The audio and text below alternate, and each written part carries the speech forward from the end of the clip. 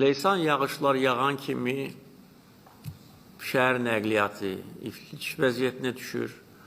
Çox ciddi problemlər yaşanır. Düzdür, bu təkcə Bakıda, Azərbaycanda deyil, dünyanın istənilən yerində biz televiziya verilişlərində bunu görürük. Hətta ən inkişaf etmiş ölkələrin şəhərlərində də daşqınlar adi hal alıb.